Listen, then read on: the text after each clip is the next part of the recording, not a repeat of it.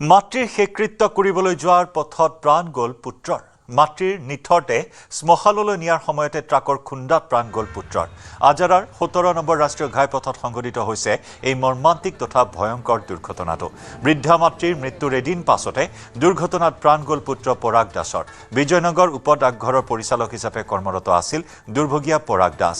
শুকুৰবাৰে নিশা বাসগৃহতে মৃত্যু হৈছিল 2 বছৰ ধৰি ৰোগত আক্ৰান্ত হৈ থকা পৰাগ দাসৰ বৃদ্ধা মাতৃৰ।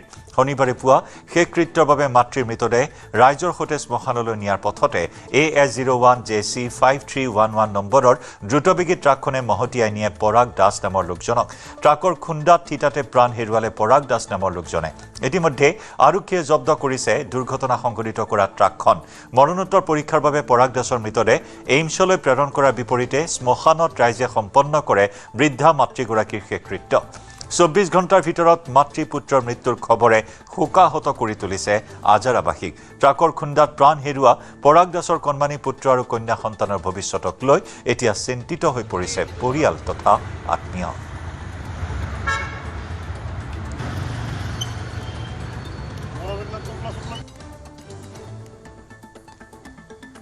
অত্যন্ত হৃদয় বিদাৰক এই ঘটনাই শোকাহত কৰি তুলিছে সমগ্ৰ অঞ্চলবাসীক। অত্যন্ত মৰ্মান্তিক এটি ঘটনা।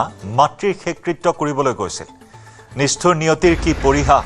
মাতৃৰ শেষকৃত্য কৰিবলৈ যোৱা পথত পুত্ৰৰো প্ৰাণ গ'ল। মাতৃৰ নিথৰ দেহ শ্মশানলৈ নিয়াৰ সময়তে ট্ৰাকৰ খুন্দাত প্ৰাণ গ'ল পুত্ৰৰ। ঘাতকৰূপী এই ট্ৰাকখন, এই অভিশপ্ত ট্ৰাকখনে প্ৰাণ কাঢ়িলে এই দুৰ্ভগীয়া লোকজনৰ, যি নেকি মাতৃৰ শেষকৃত্য সম্পন্ন কৰিবলৈ শৱদেহ কঢ়িয়াই নিয়াৰ পথত এই ট্ৰাকখনে প্ৰাণ কাঢ়িলে এই লোকজনৰ। আজাৰাৰ 17 নম্বৰ ৰাষ্ট্ৰীয় ঘাইপথত সংঘটিত হৈছে এই মৰ্মান্তিক তথা ভয়ংকৰ দুৰ্ঘটনা। আমি পুনৰ জনাইছোঁ, বৃদ্ধা মাতৃৰ মৃত্যুৰ এদিন পাছতে দুৰ্ঘটনাত প্ৰাণ গ'ল পুত্ৰ পৰাগ দাসৰ। বিজয়নগৰ উপ ডাকঘৰৰ পৰিচালক হিচাপে কৰ্মৰত আছিল দুৰ্ভগীয়া পৰাগ দাস। শুকুৰবাৰে নিশা বাসগৃহতে মৃত্যু হৈছিল 2 বছৰ ধৰি ৰোগত আক্ৰান্ত হৈ থকা পৰাগ দাসৰ বৃদ্ধা মাতৃৰ। আৰু শনিবাৰে পুৱা শেষকৃত্যৰ বাবে মাতৃৰ নিথৰ দেহ ৰাইজৰ সৈতে শ্মশানলৈ নিয়াৰ পথতে AS01 JC 5311 নম্বৰৰ দ্ৰুতবেগী ট্ৰাকখনে মহতিয়াই নিয়ে পৰাগ দাস নামৰ লোকজনক। ট্ৰাকৰ খুন্দাত থিতাতে প্ৰাণ হেৰুৱালে পৰাগ দাস নামৰ লোকজনে। ইতিমধ্যে আৰক্ষীয়ে জব্দ কৰিছে দুৰ্ঘটনা সংঘটিত কৰা ট্ৰাকখন। মৰণোত্তৰ পৰীক্ষাৰ বাবে পৰাগ দাসৰ মৃতদেহ এইমছলৈ প্ৰেৰণ কৰাৰ বিপৰীতে শ্মশানত ৰাইজে সম্পন্ন কৰে বৃদ্ধা মাতৃগৰাকীৰ শেষকৃত্য।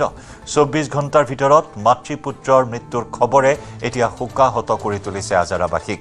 ট্ৰাকৰ খুন্দাত প্ৰাণ হেৰুৱা পৰাগ দাসৰ কণমানি পুত্ৰ আৰু কন্যা সন্তানৰ ভৱিষ্যতক লৈ এতিয়া চিন্তিত হৈ পৰিছে পৰিয়াল তথা আত্মীয়।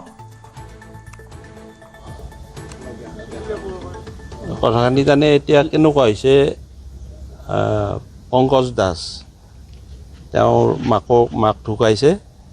মাকক আমি মানে শ্মশানত লৈ আহি আছিলোঁ। সিহঁত আগবাঢ়িলে আৰু তেওঁৰ ল'ৰা পংকজ দাস পিছে পিছে আহি আছিল আৰু পৰাগ দাস আহি থাকোঁতে তেওঁৰ লগত আৰু এজন বন্ধু আছিল, দুয়োজন আহি আছিলে। আহি পিছফালৰ পৰা এখন বিৰাট জোৰে ট্ৰাক এখন আহি পেলাই খুন্দা মাৰি দিলে আৰু লগৰজন বাগৰি গ'ল। পৰাগ দাসো বাগৰি গৈছে। পৰাগ দাসৰ অৱস্থাটো একদমেই মানে চিৰিয়াছ মানে কেনেকৈ স্পট বুলিয়ে ক'ব লাগিব আৰু। তাৰপিছত পৰি গ'ল। তাৰপিছতে একদম মানে অৱস্থা বিৰাটেই বেয়া আৰু তাৰে স্পট বুলিয়ে ক'ব লাগে সেইটো। কিন্তু কিবা কৰি আমি গাড়ী এখন লৈ আনি কিনে তেওঁক উঠাই কিনে আমি নাৰায়ণা হস্পিটেললৈ লৈ গ'লোঁ আৰু তাতে লৈ তাত ট্ৰিটমেণ্ট ডক্টৰে চালে আৰু চাৰ পিছত মানে স্পট ডেড বুলিয়ে ক'লে আৰু বৰ্তমান পুতেকটো যোৱাৰ পিছত মই অন্ত্যেষ্টিক্ৰিয়া কৰিবলগীয়া হ'ল। মানে সেইখিনিয়ে আৰু মোৰ মানে এতিয়া মোৰ ক'বৰ ভাষা নাই আৰু।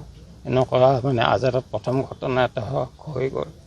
পিছফালৰ পৰা এখন গাড়ী খুন্দিয়াই মোৰ ভাইটিক মানে শেষ কৰি দিলে আৰু দুখ লগা আৰু।